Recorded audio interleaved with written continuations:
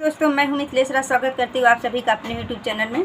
दोस्तों आज मैं लेकर आ रही हूँ बहुत ही बढ़िया, बहुत दर्द भरा विवाह गीत, बेटी विवाह गीत है, ललनवा गीत है। दोस्तों गाना कैसा लगे कमेंट बॉक्स में जरूर बताना। मेरे चैनल को सब्सक्राइब नहीं है तो सब्सक्राइब करना, मेरे वीडियो को लाइक करना, कमेंट करना, शेयर करना, फुलवा से सपोर्ट करना। अपना आशीर्वाद प्यार दुलार हमेशा ऐसे बनाए रखना। दोस्तों धन्यवाद। नदिया किनारे डोली रखे रे कहरवा, अरे रख रे कहरवा, अरे पापा मिलनवा के जबरे लालनवा, अरे पापा मिलनवा के जबरे लालनवा।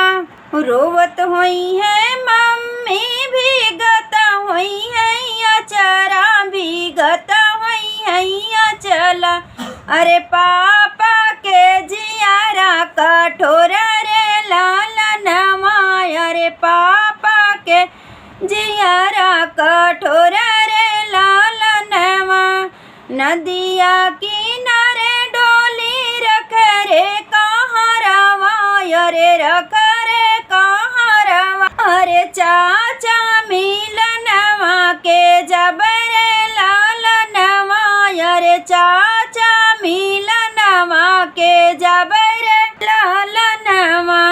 रोवत हुई है चाची भीगत हुई है अचरा, भीगत हुई है अचरा, अरे चाचा के जियारा कठोर रे लालनवा, अरे चाचा के जियारा कठोर रे लालनवा।